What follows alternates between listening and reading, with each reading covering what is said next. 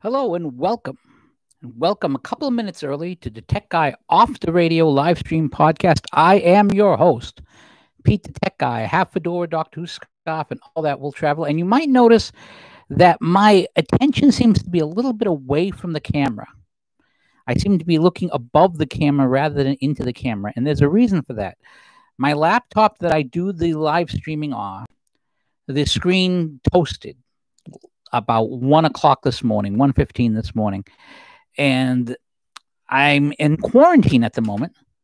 So I cannot, in fact, I'm adjusting it here as it's popping open. I cannot go out and get a new screen or anything like that. So I grabbed the HDMI cable off of my son's computer, which is plugged into a very big large screen TV, a Toshiba Fire TV that he has. He's off at work today. He's not quarantined.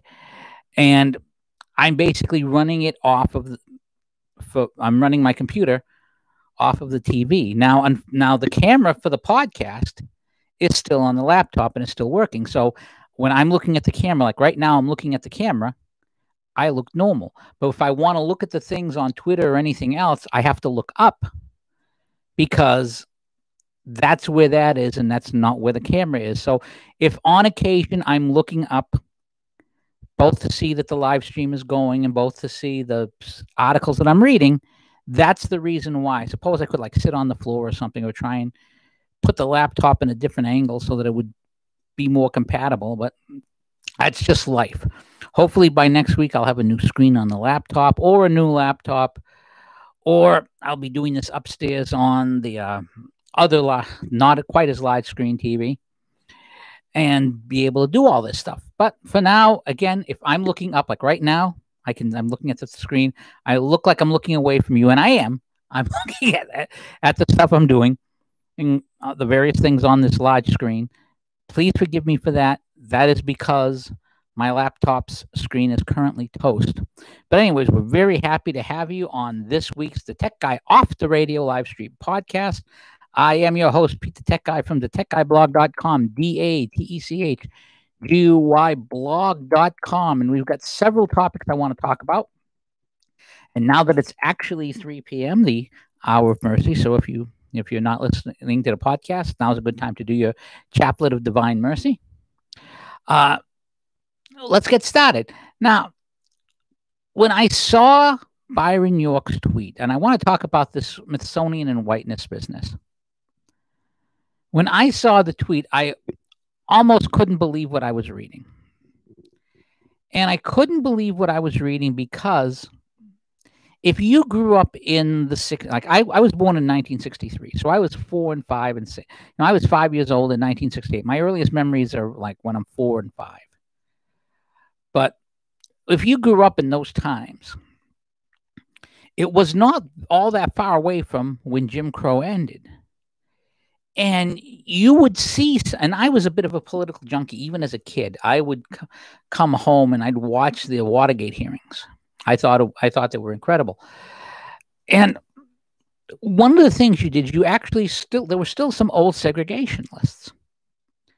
And you had people making arguments about blacks being this or blacks being that. In fact, as a comic book guy, I used to own a comic book store back in the 80s. I opened one up when I was in my 20s. That was my big dream. Didn't work out as well as I'd like, but that's life. There was an issue of Green Lantern, number 87, which introduced John Stewart, the Black Green Lantern, as the backup Green Lantern. And you literally had a guy giving a speech about, blacks having limited intelligence and blah, blah, blah, blah, blah. And there were actually people making that argument. There were still people saying that back when I was a kid. You could actually hear people making these arguments and believing these arguments. And, about blacks being lazy and this and that. And people were making those arguments back then.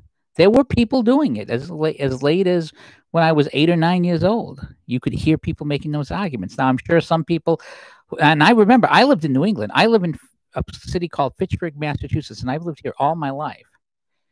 I'm sure people who lived in other states probably heard those arguments even longer.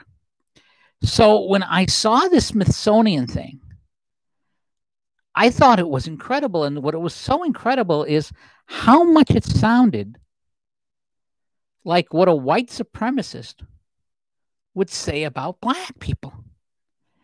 And I'm thinking about it. I'm saying, do these people have any understanding of what they're doing, what they're saying?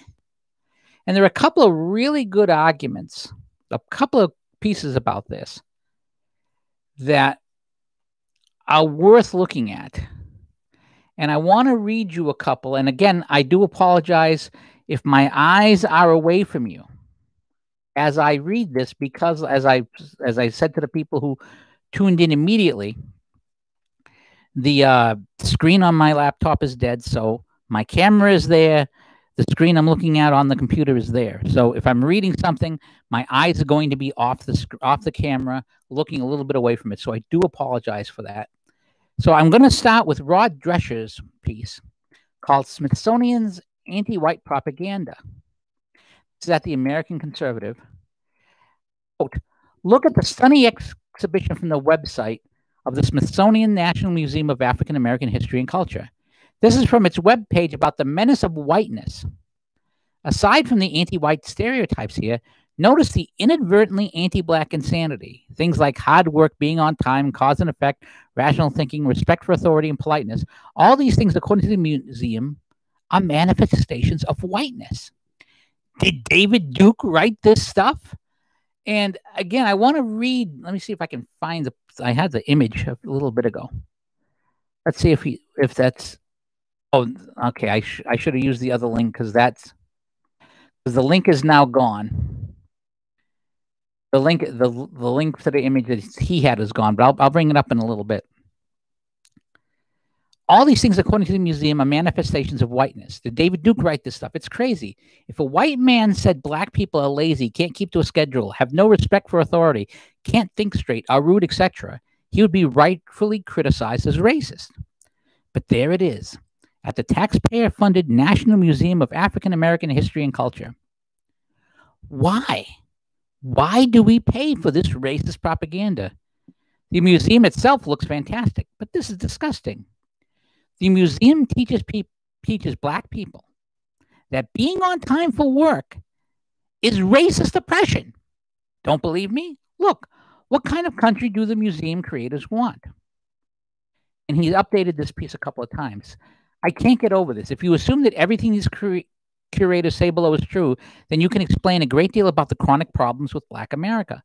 What kind of neighborhood would you expect to have if most of the people in it devalued hard work, rejected the idea that they might have to be on time, refused to defer gratification, did not respect authority, sought out conflict, laughed at politeness, rejected the traditional family model, and so forth? You'd have communities that were beset by crime and generational poverty without the cultural tools to overcome the chaos. Now, there are plenty of white people who live by similar rules, and they'd be chronically poor too. The Black writer Thomas Chatterton Williams is really upset by this garbage. He writes in part, I can't get over this. They are saying cause and effect relationships are white. Children will see this. The awful irony is that saying that Black people somehow lack these qualities is the worst kind of racism. A real white racist would spew.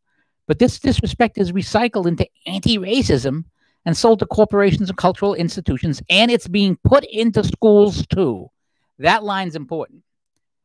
As someone else pointed out, this is like child abuse. Now, here's the poster. The poster was here. I want to read you bits of this.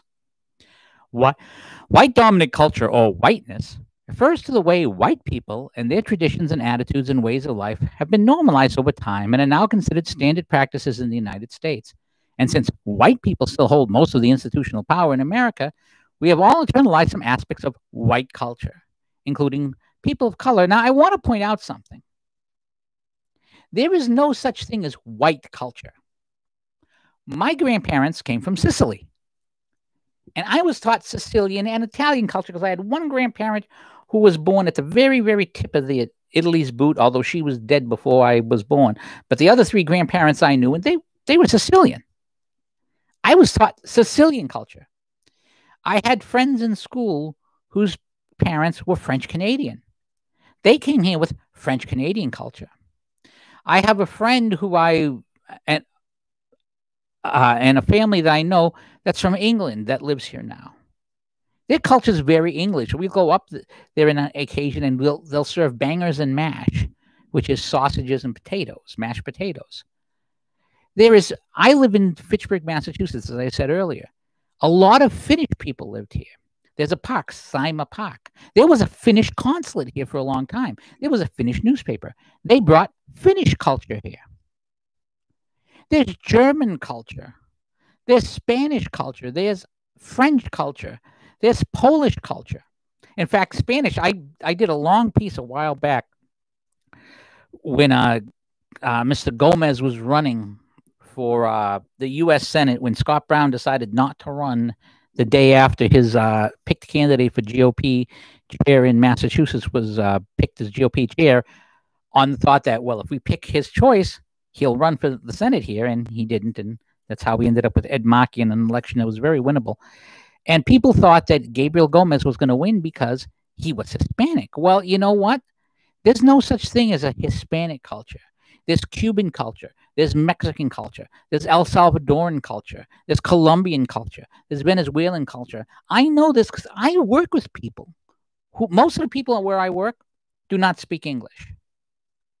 Most of my coworkers are either from South or Central America, or there's quite a few of them who are from Cape Verde. For some reason, we have a lot of people from Cape Verde.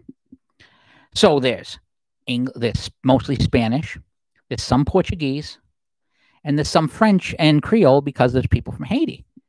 And I tell you, the cultures are different, the language is different, the accents are different. And when I know that I have one friend who was promoted to a lead, and he's from El Salvador, and he takes it very, El Salvador culture is different than Mexican culture and so forth. And there's no such thing. There's no mystical land of Hispanica, just like there's no mystical white culture. What they have in common is Western civilization. Western civilization, which invented things like human rights, which invented things like the Industrial Revolution, which is the reason why you are not living as a subsistence farmer. Western civilization is the reason why you are not living as a subsistence farmer. This is not a popular opinion, but it's a fact. Western civilization, not whiteness, not the color of the skin, but the civilization. And like any civilization, civilization is trial and error. You try things, what works, you keep, what doesn't, you throw away. And that's what survives.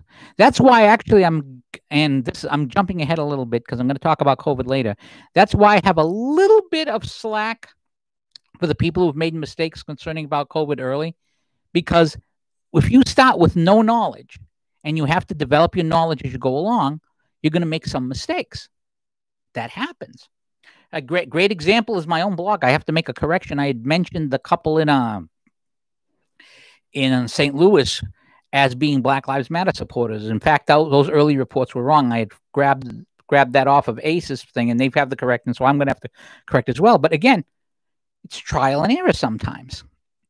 So I give a little bit of slack, but that's how civilizations develop. Civilizations don't come to these conclusions.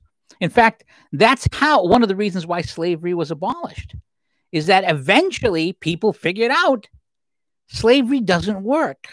I mean, it works if you want an oligarchy and a couple of elites, but if you want people to be productive and get ahead, it doesn't work that way. It makes it oppresses one class and makes the other class lazy, because it devalues physical labor, it devalues hard work.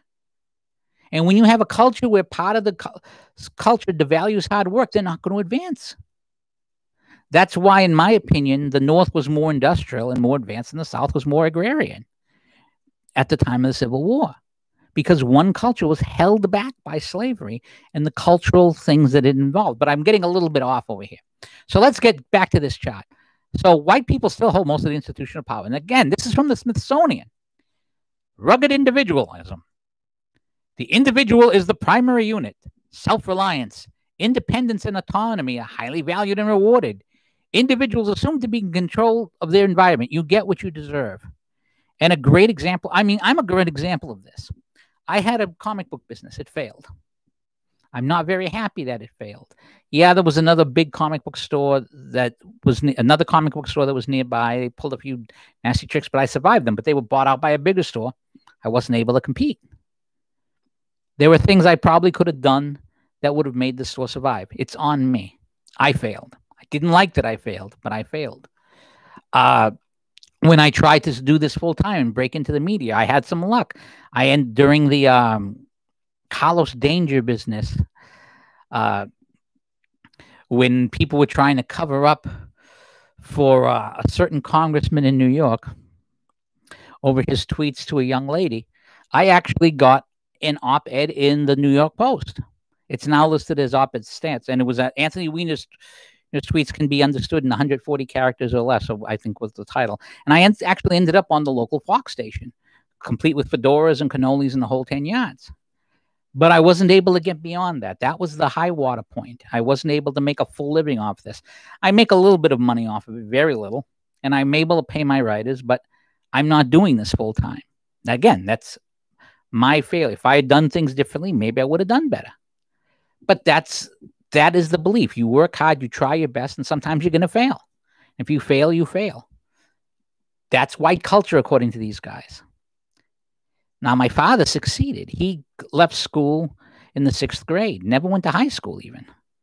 But he learned carpentry and got ahead. That's why I'm very big on my father. I will never live up. I look a lot like him, but I will never be able to live up to what he achieved.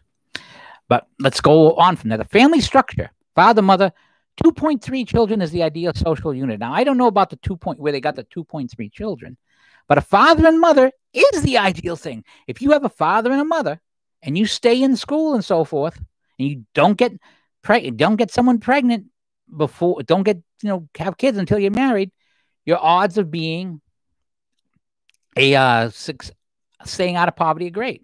Husband is breadwinner and head of household. Wife is homemaker and subordinate to the husband. Anyone who's been married, let me tell you, I've been married 32 years. Anyone who thinks their wife in a conservative household or a quote white household, the wife is subordinate to the husband, they haven't been married very long. Children should have their own rooms, be independent. That's kind of weird. And I mean, when I was a kid, I didn't have my own room right away. When my father built a bigger house, we had rooms, our own rooms. Well, there were 3 and 2, and then my brothers and sisters got married, and then I ended up with my own room when people got married. But should be independent. Being independent is good. People should be not dependent. Emphasis on scientific method, objective, rational, linear thinking. Think about this. The idea that the scientific method, that X plus Y was Z, that's supposed to be white? Cause and effect, that's science. That's supposed to be white. Quantitative emphasis, that's supposed to be white. History, based on Northern European immigrants' experience in the United States. And, well, yeah, the United States was settled by Northern Europeans, by Englishmen. So, of course, a lot of our history is going to focus on, we came from England. Well, I didn't come from England, but the country was founded by Englishmen. And some Dutch, and some Swedes, and a few others, but mostly Englishmen. So, yes, that's going to be interesting. Heavy focus on the British Empire. We speak English here. Of course, there's going to be a heavy focus on the British Empire, which drove a lot of the history of the world. Primacy of Western, Greek, Roman, and Judeo-Christian tradition. Well, yes, that's Western civilization. That would make sense. If Africa had conquered out, in fact, I never forgot this. Back before things got so woke, I remember, and to give you an idea of how old I am, my major was computer science. I graduated with a computer science degree in 1985. That's how old I am. And I remember seeing this Apple computer, and they had this little history program, and it was going year by year. This is the advance here. This is the advance there. Here, this is the advance there. And it would go by continent. You would click on the continent. It would show what the advance was. And you'd click on Africa, And for like 800 years, it was superstition and such. It was the same icon about how superstition and tribalism and how they weren't advancing. And so, yeah, when you're not going out to other civilizations, you're not going to have a big effect on the history of the world. In fact, the biggest effect that the African continent had, there's two big effects that the African continent had on civilization, and I should say sub-Saharan Africa, because Northern Africa was part of the Roman Empire and so forth, was that you had to get around it to get to Asia for trade, which led to the discovery of America, trying to get around that. And secondly was the slave trade, when Africans sold their fellow Africans to Europeans for slavery to make a profit for themselves. That was the biggest contribution to the world at that time in terms of the world civilization. Whether or not those were good contributions can be something to be debated. Okay, Protestant work ethic. Now, I'm very Catholic, as you can see. But there is, and I'm very clumsy, as you can also see there. But the Protestant work ethic is not just Protestant, by the way. As my Sicilian father could tell you, who worked like a dog, and my mother who worked like a dog. I will never be as hard a worker as my mother and father were, and sometimes I'm ashamed of that. Hard work is the key to success. Work before play. If you didn't meet your goals, you didn't work hard enough. I just talked about that. Religion, Christianity is the norm. Well, that makes sense. Again, it was a Christian. We were founded by Christians. Anything other than Judeo-Christian tradition is foreign. Well, if you're founded by Christians and different religions come in, there we are, of course, following other religions. No tolerance for deviation from the single job concept. Now, if we had no toleration for that concept, we would not see Muslims here. We would not see Sikhs here, although Muslims do have one God. You would not have Hindus coming here. You would not have Japanese people coming here and all becoming Americans. That's just false. Okay, status, power, and authority. Wealth equals worth. Again, I disagree with that statement. Your job is who you are. I disagree with that statement. Respect authority, yeah. Heavy value on ownership of goods, space, and property, yeah, I go for that. Plan for the future, future orientation. Plan for the future. This is not black people shouldn't plan for the future. Delayed gratification. People shouldn't always, look for these things when they're young. Time. Follow rigid time schedules. Time is viewed as a commodity. Well, time is a commodity. Everyone has a limited amount of it. You will die someday. I will die someday. I would bet I have less than 20 years in me, right? My dad died at 66. I'm 57. I didn't smoke, and I've never been drunk, although my son would argue about one time with me, but I'd still maintain I wasn't drunk. But that's it. No smoking, no drinking. I'm heavy like he was heavy. He got heavy when he quit smoking. So I'll probably live longer than him because of that, plus better medical stuff. But yeah, so I have my time is a commodity. The fact that I'm spending an hour or so with you guys means you're of value to me, because I'm spending some of the limited time in my life talking with you. And I appreciate, and let me say, I very much appreciate that you're spending the time watching what I have to say, because your time on Earth is limited too. And the fact that what I have to say is enough value for you to stay and watch, it's very much appreciated, and it's very flattering. Aesthetics based on European culture. Steak and potatoes bland is best. Again, you're pigeonholing white people. Have you ever seen what Sicilians eat? Now, I like steak. I've actually become less of a potato person over the years. But have you ever heard of tomato sauce? Have you ever heard of pizza? I mean, this is like a big parody. Women's beauty is based on blonde and thin Barbie. I like women with a little meat on their bones myself. My wife is, no one would call my wife a blonde Barbie. Although I think my wife is very beautiful. I'm very biased on that regard. I know I'm blushing. I'm sorry. I have a high opinion of my wife's appearance. I think my wife is really, really pretty. And I think she stayed pretty over the years. Quick advice for guys who are young. Find a woman with a pretty face. Find a woman whose face you will be happy to wake up to 10 years from now, because all of us get older, all of us will have the ravages of age to some degree on themselves. But the face doesn't change that much. So find a face that you will enjoy seeing years later, and you will be happy. But again, holidays based on Christian religions, which makes sense, based on white history and male leaders. Well, this was a majority white country, and the leaders were male. That's justice based on English common law. Protect property and entitlements, intent counts. Now, these are very basic things. British common law, I would argue, and I've argued on the blog at DaTechGuy.com, that Christianity and British common law are the two greatest things that ever happened to the world. Christianity put out the concept that all men are equal before God in value.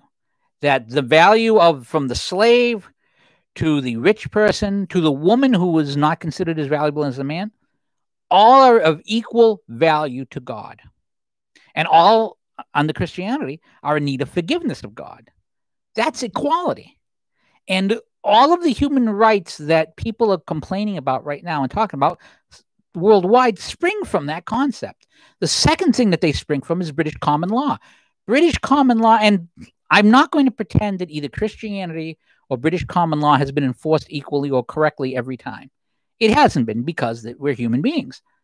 But the concept of people being equal before the law is earth-shattering and is unusual in human history. If you look at human history, that's not the norm. But those two things, equality before God and equality before the law, are the cornerstones of justice. Because without those things, justice is arbitrary. And these are not white concepts. These are actually, again, Christianity and British common law. Competition. Be number one, win at all costs. That's not all, again, that's a little bit off. Win or lose autonomy, action orientation, master and control, must do something about a situation to make a majority rules when whites have power. Yeah, right. Again, communication, King's English, written tradition, avoid conflict, intimacy, don't show emotion, don't discuss personal life, be polite. Now, I got to tell you something. Like I said, if I was a white supremacist and I was trying to say these are things are white things, people would call me racist, and they'd be right. Because that would be, those are incredibly, incredibly racist things. It's an incredible thing to suggest that the black community does not think that way, or that blacks are not like this. And I'm looking for a tweet right now that I really should have had that it just popped into my head. I completely forgot about it, but I was tweeting about the black community when I first saw this. And it occurred to me that all of those qualities that are listed there, and here's the tweet I was talking about. The real irony is that the traits that allowed ex-slaves to get black America to where they are today are traits now being called white by the National Museum of African and American History and Culture. Individualism, hard work, delayed gratification. And it's just amazing to see this being said. Because Robert Stacey McCain had written a post about Nick Cannon. Now, you might have heard of Nick Cannon. Nick Cannon is the host of The Masked Singer from Fox. And he had a relationship with CBS as well. CBS got rid of him. America's Got Talent because of some anti-Semitic things he said, which were really nasty. And I want to read you this little paragraph from Stacey's piece because I think there's something big from here. Quote, let us acknowledge that at the time these sects were founded, and he's talking about the Black Hebrew sect that claimed that Black Americans were actually the real Jews, and the Jews had usurped their spot. Let's acknowledge that at the time these sects were founded, Frank Cherry's Church of the Living God in 1886, William Saunders' Church of God and Saints in Christ in 1896, Wentworth's Matthews Commandant Keepers in 1919, Black Americans were in a desperate situation. The abolition of slavery had not brought black people to the promised land. In fact, most former slaves and their offspring found freedom, that's in quotes, in post-Civil War America to mean a life of toil and poverty. Illiteracy was widespread, and very few black people had even so much as a high school diploma. In such an environment, it was possible to find a credulous audience for the nonsensical and counterfactual claim that black people were the true descendants of ancient Israelites, and that actual Jews were therefore imposters who had stolen their identity. Now, I want to point out two other things about this. One that you're probably not aware of. At my work, I have volume 4 of American History Told by Contemporaries, and I'm right before the Civil War right now. And right now I'm reading the arguments for and against slavery. And the anti-slavery people, you had gradual emancipators and instant emancipators. And the argument that gradual emancipators and some who said we should leave slavery alone was that if you free all these people, they have no land, no nothing. They're basically you're putting a lot of people who are in poverty out on the streets saying, fend for yourself, with no way to feed yourselves, no way to clothe yourself, etc., other than whatever hard work you have. And the second thing I want to point out, and that was the case, that Black America had to work incredibly hard to get to where it is today. But the second point that Stacey made about people in that situation being vulnerable reminds me of why communism and communist groups had so much luck with the Black community. Because of Jim Crow and because of racism that was taking place through Jim Crow, the Black community didn't have a lot of allies. So they grabbed whatever ally they could get. And I would argue that the communist socialists weren't looking to improve the situation of Blacks. They were looking for a way to attack America. It was just convenience. And I would also argue that the Black community wasn't looking for socialism to free them so much, but they were looking for any ally they could get their hands on, which is why you have so much of this still in existence. But the problem is, this is no longer 1898. This is no longer 1870. This is no longer 1920. It's no longer even 1957 or 58 when the first Civil Rights Acts were passed. This is many years farther. And conditions are different. And back to the tweets I was talking about, the slave once freed basically owed nothing but their own bodies, and thus without any education, land, or any kind of way to earn a living other than sweat labor, would be receptive of pitches of various groups promising better conditions. Furthermore, unlike a Black university student who now goes to an expensive school 150 years later, the ex-slave could legitimately blame other people for their situation because other people had enslaved them or their parents, and they were in slavery. But the irony of all of this is that this piece from the Smithsonian criticized the very traits that these ex-slaves used to rise themselves, to improve themselves, and to get themselves to a point where their children could do better. And that's the triumph of Black America. And if you look at Black America as a whole, it's a triumph. And it's a triumph because out of slavery, abject slavery, 150 years ago, Black Americans are probably living better than any Black people on the face of the earth. And as I've mentioned in previous podcasts, the ultimate revenge of Black America on the ancestors of the people who sold their ancestors into slavery is the fact that if you're a Black African, the thing you would like the most is a green card to come to the United States. The descendant of slaves has what the descendant of the people who sold their ancestors would love to have, American citizenship. That is a great irony here. But this is what the Smithsonian had. And the fact that they've taken it down after a backlash, I mean, it's nice that they've taken it down, but it's not enough. And it misses the point. The point is that someone decided that this was a good idea. Someone proposed this. Someone approved this. Someone put it up. And that's really what the point is. The point isn't that, oh, they did this stupid thing and it came down. The point is, who approved this? Who came up with it? Who approved it? And is this what you think? And if the people who are running the Smithsonian still think this way, the fact that this poster is down doesn't make a whole lot of difference. It means that you have embedded socialists, embedded Black Lives Matter people, embedded people who are anti-American and in many ways anti-Black doing this work. And that's what has to be addressed. If this is not addressed, then there's a problem. So as I asked in the tweet there, who designed the chart? Who approved the chart? Given that you are pulling it due to the backlash, why should you presume we should presume that this is not what you think? And if this is how you think, why should we trust the Smithsonian? Why should we trust these people? Why should anyone trust these people? This is an important question. And again, this is part of what I think the great advantage of Donald Trump has been. We see people who were hidden. This stuff has been going on underground for a long time, but it's now becoming visible. And we need to make it more visible, and we need to stand up against it. And as to quote a guy named Jesse Singal, the present moment is bringing out all the grifters. The only lesson is to chill a minute and not help to broadcast outrage stories the very second they hit the internet. There's no downside to waiting, but you might hurt innocent people if you say otherwise.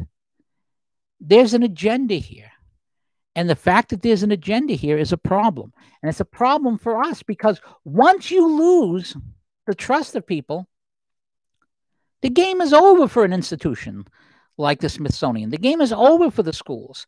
And that brings up our second topic, which is misreporting for political reasons. Not just on COVID, but on other things. I mean, let's start with COVID though. We had the story about how both Texas and Florida, the labs were coming up with 100% positives. And this is actually very important to me because I'm currently under a COVID quarantine. And in a way, it's my own fault. It's actually a slightly funny story, which I'm going to tell because I do this in a conversational fashion. I had busted my shoulder back in November, and I missed a fair amount of time of work. I finally got back to work. I was under limitations, and then I was under less limitations, and I was supposed to have my final appointment to check my x-rays to see that my shoulder's all set, and it had been delayed because of the COVID stuff. So I had an appointment for Monday. Well, my wife had developed spots on her throat, like she was getting strep, and my wife actually gets strep like every other year, so it wasn't a big deal to me. Her appointment was at 2. So I go for my x-rays, and I go to see the doctor. And the doctor says, oh, the x-rays look good. You got little chips here, and you've lost part of your socket, but you seem to have your full movement, and you seem to have the full strength. Yep, I'm going to give you a note that you can return full duty. So I'm thinking, great, I'll go to work, and I'll return full duty. But when I was done, it was about 1:45, and I thought, my wife's going to be here in 15 minutes. I'd like to go to get lunch, but, I go to work. I'm 15 minutes away from work. Why don't I stay and I'll be with my wife at her appointment because you were allowed one person with you. So I went in. When my wife came in, I went with her and I sat with the appointment. And the irony is the doctor who saw her was the ex-wife of the doctor who I was seeing, which is a little bit ironic because I have the note in my hand saying I can now go back to work without restriction. I wasn't allowed to climb up ladders before then. Well, the doctor decides, okay, you got to have a COVID test because of this. Because my wife works in a nursing home. You can't be spreading this stuff. Says, you're quarantined. Oh, and you're the husband, you're quarantined too because you're with her. So she puts out in writing right now, here's the notes. You're both quarantined until the test comes back. Now, if I had not gone with my wife, I would not have gotten that note. I would have been at work with, okay, here's my work. And I would have worked on Monday, which is usually an easy work day. Busy, but easy. And then I would have come home and I would have seen the note. And maybe I would have been quarantined the next day. Maybe I would. Maybe she wouldn't have even written that down on the note. She didn't see the husband there. But because it was put in writing by a doctor, what could I do? If I go in and someone gets sick, now it's my fault because I'm in quarantine. In fact, when I dropped off the notes, because it was very near my time to go to work when I was given the notes, the two guards, they were like, oh my God, it was like, it's the plague, you shouldn't have brought these in here. I'm like, what could I do? It wouldn't have been time to call out. Easier to just bring you the notes. They were wiping down the handles as if they were going to catch the plague from touching a piece of paper or me walking in the door and walking out. But, that's just the way things are. But the point is, you've got people very on edge about all this COVID reporting stuff. So you have reports 10 times the number in Florida, 10 times the actual number in Texas. We now actually have the story of a doctor saying, yeah, this guy, this COVID death, he died in a motorcycle crash. But he had COVID. That could have been the cause. Yeah, COVID causes you to crash a motorcycle. The problem is when you have misreporting, and again, there's a difference between misreporting and not knowing. At the very start, when you don't know, if you've got a new disease and you don't know, I'll give people a little bit of slack because you don't know. It's trial and error. It's what works, what doesn't work. I'll give people some slack on that, and most people will. When the first lockdown came, I figured, it's only going to be a couple of weeks. We can handle this. We can handle this as a country. But it came longer and longer and longer. And it became clear that this was being used as a political weapon. And now we're seeing misreporting on this stuff. And now we have the word out about the CDC. And the CDC business, this is a big deal. And I want to read you this. This is from Twitchy. And from and it's just amazing stuff. It is so amazing that when I read it, I'm over there. This can't be. This can't be. And I called it a game changer. I think this is a real game changer in terms of how we look at things around here. Because and Emerald Robinson of OA and breaking sources inside the Trump administration confirmed to me that the CDC has been misreporting the data for coronavirus to inflate the numbers. Trump administration officials tells me the CDC was taking 7 weeks to compile and release key coronavirus stats. Under pressure, the CDC started reporting that data within a 3-week lag. So the HHS took over data reporting by the CDC, and they're able to compile and report the data daily. What does that, if HHS is able to report this data daily when the CDC was not, what does that tell you? That tells you that the CDC didn't want to report the data or wanted to manipulate the data. That's what it tells me. Now, let's be fair. The source for this story was an administration official. So you've got to wonder, is there something going on there? But now we have the misreporting out of Texas, the misreporting out of Florida. And the idea is we're seeing political data being played with, medical data being played with for political advantage. And remember, lives are at stake here.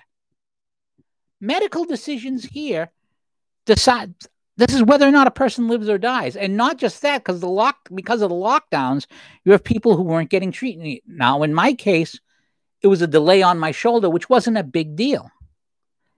But for a lot of people, this could be a very big deal. People who might not have gotten treatment for things that were important. These are people's lives, but they do not matter. They do not matter. Because if you think Donald Trump is the greatest threat to the universe, and if you're a person who makes their money off of things that Donald Trump is exposing, then yeah, it's a big thing for you. If you're a deep state person and you have a chance of losing on this stuff. Oh, by the way, Mario Machadi in chat pointed out it's also why you didn't die at age 30. When I was talking about the reasons why we're not living at subsistence level, that's a very good point, Mario. Because a lot of people died a lot younger because, they were living subsistence level. Again, this misreporting, it's all about politics. It's all about getting power. And it's feudalism. The Democrats are feudal. I used to watch the old Robin Hood show, Adventures of Robin Hood with Richard Green in the 50s, which ironically was written by a communist who had fled the U.S. because of the blacklist and was writing under a different name and figured, I'm indoctrinating these people. But actually, a lot of what he's writing would now be considered Western values, which is very, very funny. But we're getting the misreporting, and not just misreporting, not reporting things. For example, quote, surveillance video from outside City Hall appears to show protesters receiving a small shipment of bats before anti-cop activists clashed with officers in the Brooklyn Bridge Wednesday morning. How is it that something like that does not get more press? Or even better, look at what happened with Kaylee McAnany when her quote concerning science in schools. I mean, you had over and over people saying, you know, that she was saying in the that to ignore science when she wasn't saying it. She quote tweeted out herself, case study in media bias. I said the science is very clear on this. The science is on our side here. We encourage localities and states to simply follow the silence and open the schools, but leave it to the media to deceptively suggest I was making the opposite point. He's over, and they're saying, well, she said the science shouldn't stand in the way of this. And the reason why the science wouldn't stand in the way with this, because in the next sentence, she says the science is with her. And this is something that, again, this is something you could actually watch the quote. It's 10 seconds to watch the whole thing. It's not hard. Yet Jim Acosta tweeted this out. And Jim Acosta's tweet got a lot of attention. And CBS News tweeted it out, and it got a lot of attention. And Jim Roberts tweeted it out, and he got a lot of attention. And Washington Post and all these places that tweeted these things out got hundreds and thousands of retweets. But the corrections got under 100 because it didn't fit the narrative. And once you reach the point where you are not telling the truth anymore, where you no longer have the trust, you're in trouble. You're in huge trouble. And this is why, again, I don't buy the polls. I don't buy the polls at all. Because if you are deceived, people aren't going to stand for this stuff. People aren't going to take it. And I think this type of thing is going to be the final straw for the country that's sick of shutdown, sick of riots, and sick of all this crap. Now, I could be wrong. I could be wrong, and people could decide on Joe Biden. And people could decide on socialism, and people could decide on letting the Democrats take this stuff. No problem, Mario. Happy to give you a shout out. Sorry, I don't have time to type it in there. Just share the live stream, and we'll call it even. But the point is that if we let this happen to us, it'll be on us. It will be our fault. Again, that Western civilization shot. If we let this happen, it will be our own fault. And that brings me to Emily Jashinsky's piece on the culture war. And I hope I'm pronouncing her name right, because I don't like when people pronounce my name wrong. But I want to talk about this. And when I saw this piece, I was saying, welcome to the club. Because I was a Democrat until about 1994, when I decided that as a believing Catholic, it just wasn't compatible anymore. And I remember when the first time I was at CPAC, it was 2010. It was just after the Scott Brown election, which I had covered. It was the first thing I covered as credentialed press. And I had gone down to there was a McDonald's. The CPAC wasn't where it is now. It was in the center of Washington. And there was a McDonald's at the bottom of the hill near a subway station. You could take the subway station to get there, which was very convenient. And there was a McDonald's at the bottom of the hill, which was very, very convenient because the restaurant food was really expensive in the hotel. And I went down there and I interviewed a bunch of subway workers who were all black about why they were into Obama and why they were Democrats. And one of them said, well, I want to turn that around with you. Why are you a Republican? So I said that at the time that I was a Republican. I'm not a Republican anymore because of what happened at that Scott Brown thing that I told you about earlier. I said I was a Republican because as a believing Catholic, and you can see the video if you go online. It's one of my earliest YouTube videos, that as a believing Catholic, I felt I didn't belong anymore. I was fighting the culture war, and I was very much in favor of fighting the culture war because I thought the culture war was important to fight. Because this culture war, if we lose the culture, nothing else is going to matter. So she has this piece, and I believe I have it up here. Where did cancel culture begin? Actually, Stacey McCain's piece on where did cancel culture begin, I should talk about as well. But I want to talk about this Jashinsky piece on the culture war first. And it's from the Federalist, and it's titled "A Silent Majority Isn't Good Enough in the Culture War." And this piece is from today. Quote, the silent majority comes up a lot these days, often in the context of a warning to Democrats about an electrified coalition of under-the-radar voters motivated to support President Trump by the left's culture war. It's true Democrats aren't helped by the proximity to radical leftism, although I'm not sure I buy the argument it'll cost them the Oval Office in 2020. Whether the silent majority is enough to swing an election, it's certainly no longer enough to swing the culture. If such a group exists, it needs to speak up. I say that with deep empathy for everyone fearful of losing a job, a friend, or a relative if they push back, and for everyone with a little interest of getting involved in all. That, of course, is the biggest challenge. There's a reason people are silent and a good one. If, however, you happen to work with Boeing and a former Navy pilot is being forced to resign for a 1987 op-ed against women fighting in combat, consider that pushing back might not be as risky as you think. If you work in the public relations department, consider that weathering the social media storm might not be as costly as you think.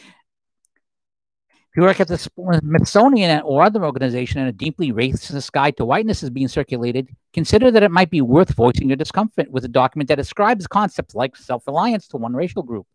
Consider that a smart, well-intentioned rebuttal might find more support than you realize. Consider that it might be galvanizing. If you work or attend Penn State and the university is pressured to delete a tweet that welcomes conservative students, consider that a few calm defenses of the post might be enough to save it. Consider that saving it might send a message that reflexive appeasement is not necessary when angry leftists swarm on social media with unreasonable demands. These are a few recent examples. It's certainly possible that internal dissenters spoke out against each in a bad decision to no avail. But the left's progressive or bigotry binary is an immensely powerful force, intimidating people into submission by implicating anyone who disagrees with the dogma as bigotry. Now that enough of its enforcers have migrated from academia to newsrooms and boardrooms, the left's cultural power is snowballing rapidly. Do what you can to stop it. Our silence is how these small battles in the cultural war are lost. Don't let the left terrify us into normalizing anemic police departments, hormone prescriptions for struggling children, Mount Rushmore and the national anthem as emblems of white supremacy, sanitized comedy, false history, impossible speech restrictions, and so forth. Finding the courage and the wisdom to speak up, even on issues that seem trivial, will send the message that reasonable people disagree with unreasonable demands. Demands that feel impossible for decision makers in the brand of an ever fanatic PR professional to resist. And look at Goya. Look at what Goya did. Goya told these people to go pound sand, and now they're doing well. And look what's happened to Chick-fil-A after they gave in. I haven't gone there since. There's the nearest Chick-fil-A, in fairness, is 45 minutes away, but I used to make it a point to go there when I was driving by. I don't anymore because they gave in. If you're not my ally, I'm not going to worry about it. Plus, I still think Wendy's spicy chicken sandwich is better, but that's a whole nother debate. But knowing that other loving and decent people likely share your concerns can be in your PTA, company, church, family, or friend group. They're scared too. The cost-benefit analysis of voicing dissent just doesn't seem worth it. But that's how the left conquered the culture, by scaring people into silence. Unfortunately, however, the cultural war is not won at the ballot box. The silent majority is most often discussed in the context of elections, but we're voting in the culture war every single day. And I want to give you two examples of this. And this is going to sound a little self-serving, but this is my podcast, so I guess that's all right. 4 years ago, when the Billy Bush tape came out, every conservative around that I could see were all claiming this the end of the Trump, this is it. I mean, even Stacey McCain said, write a 20 on it and be done with it. And that day, I re-endorsed him. And I pointed out that none of the reasons that caused me to endorse Trump after Ted Cruz pulled out had changed. But more importantly, if you believed, and my wife thinks Donald Trump is a pig, but can't wait to vote for him. Excuse me. If you believe that it's important for a president and an administration to have scrutiny, you got to vote for Donald Trump. Because we've already seen the demonstration. And I wrote at the time, if you have two people of dubious ethics, and one the press loves and one the press hates, you should obviously vote for the one the press hates, because the one the press loves, they will give no scrutiny to. But the one the press hates, if he does anything corrupt, the press will be all over him. And the same thing is happening. Look at the daily riots that have been in Portland that are only now getting press because the federal government is going in to stop them. Look at what took place in Seattle. Look what's taking place in Atlanta. Look what's taking place in Minneapolis. Look what's taking place in Philadelphia. Look what's taking place in New York. People are not standing up. And because of that, they're getting mowed over. And the bad things that are happening are not getting pressed. Look at Cuomo in New York and COVID. He's being treated as a COVID hero when he's been the hotspot of death because of his decisions. The press is demonstrating they will, if a Democrat acts wrong, they will not criticize him. Look at the governor of Virginia. They were all in favor of getting rid of him when they thought there would be another Democrat. But when it turned out that that second Democrat had issues, suddenly he was able to stand his ground, his culture wars, because he was smart enough to realize they're not going to force me out. What are they going to do? Let a Republican be in there? So he stayed, and he's still governor. The Democrats and the media are demonstrating that if you want accountable government, you're going to have to vote for a Republican, because the Democrats will not be held accountable for anything they do. And the Republicans will be held accountable for things even if they don't do it. That's what we've reached. That's the point that we've reached. That's where we are. But you have to stand up. You have to be willing to make the fight. And another example of this happened in my neighborhood. And I think I've mentioned this before, but I'm going to mention it again. I was in the front room. This is the den. There's another room in the other corner. We were watching Sherlock streaming. And there was an argument outside. And there were 3 black people, actually. And one of them started waving a gun. Now, if one of those guns went off, the bullet could have come through and killed any one of us in the room. Well, me being the idiot that I am, I ran outside, not from the front door, because you don't want to spook somebody with a gun. Grabbed my camera, ran out the back door, ran around and started filming. Now, at this point, someone had shouted, "The cops! Someone's calling the cops! Someone's calling the cops!" And they were running back to their house, and I was filming. I followed it with the camera. When the police arrived, I recorded, kept recording. And in the end, I had uploaded it to YouTube. You can still find the video up on YouTube. And in the end, the police they actually took the memory card, took the video. I ended up testifying at the grand jury along with my wife. And we were going to be testifying at the trial when they made a plea deal. And the point is, why do you run outside and risk getting shot? And my thought was this is my neighborhood. I moved into this neighborhood 29 years ago. The year my son was born, 1991. And once you decide that you're going to stay inside out of fear, and I'm not a big outside person, frankly, you got to stay outside. You're going to be in fear forever. Once you decide, I am going to cede my street to you, I am going to cede my freedom to you, I am going to cede my territory to you, it's ceded forever. And then you live in fear as to, will I say the right thing? Will I do the right thing? Will they threaten me? I wasn't going to live like that. I don't want to live like that. I suspect you don't want to too. And I expect there's a lot of people who are living in fear right now. Fear to speak up. And that's what the left is counting on. And that's frankly what the establishment has been saying for years. Don't fight them. Don't fight the fight. Don't make waves. And for making those agreements, they would still get their share of the graft afterwards. You got to stand up. You got to fight. You got to be publicly what you are. Because if you don't, you'll pay for it later. You've got to be willing to be, and yeah, there are going to be costs. Freedom isn't free. Freedom is not free. Ask the ex-slave that we talked about earlier in the podcast, who had nothing but their own freedom. Maybe they had a few dollars that they had saved over the years as a slave from extra crops they had saved. Maybe they had a little bit, might have had a little bit of clothing, might have had a little bit of things, but they had nothing. And yet the black community in America, outside of areas that Democrats are controlling, is stronger than the black community anywhere else in the world. The envy of the black people would want to be here, which belies the falseness of this racism charge of the United States. The United States is so racist that people of color from all over the world are doing everything they can to get here. America is so racist that the people who say we're racist don't want us to build a wall to keep people out from being oppressed. It's bullshit. It's been bullshit. It's been big bullshit for a long time. Bullshit has to be called out, like the emperor's new clothes. The emperor has nothing on. It's got to be said. That's been the biggest effect of the Trump years.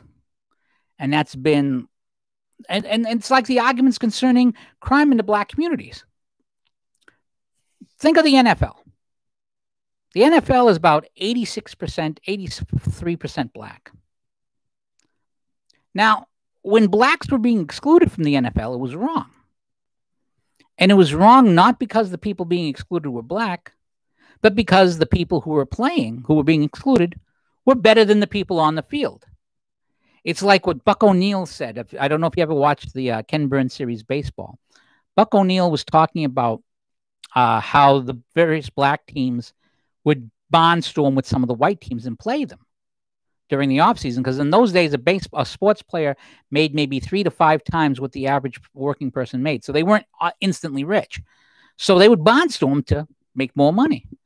And he said they knew that we were as good as them. And they knew that if black players were allowed, there'd be one less white boy playing. And it's actually not a coincidence, in my opinion, that baseball expansion happened after integration. 10 years, 15 years after Jackie Robinson broke the color barrier, instead of 8 teams in the league, suddenly there were 10. There's 100 new jobs. And then there were 12. Then there's more new jobs.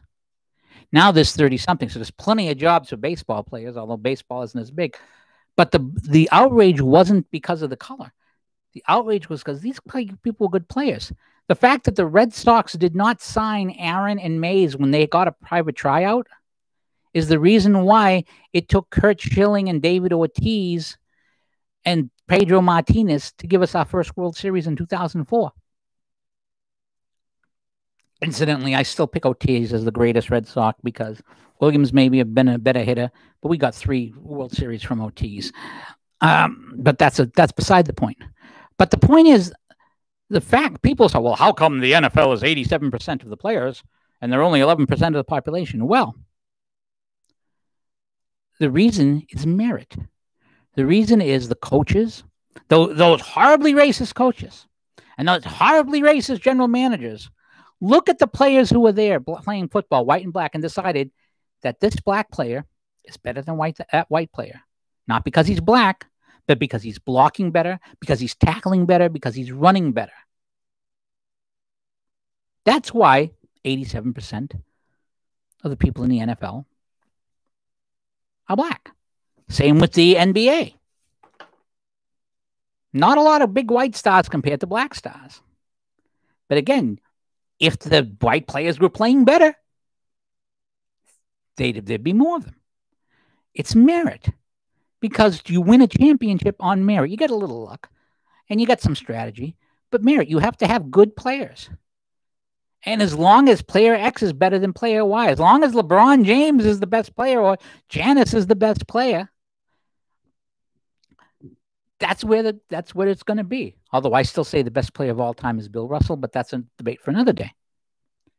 But now let's apply this to the crime statistics. An inordinate amount of black people are being incarcerated.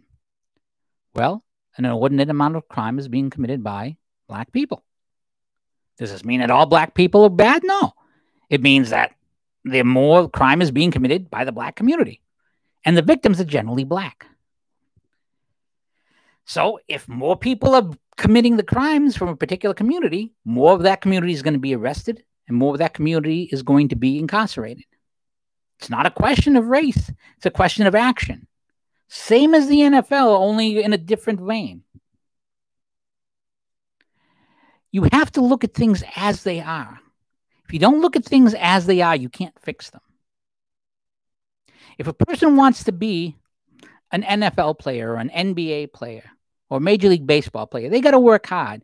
They have to work hard enough to be better than the next guy who could be picked. And they have to have a break, too. They have to have a scout see them and so forth. Yeah, there are some breaks involved. But most of it's hard work.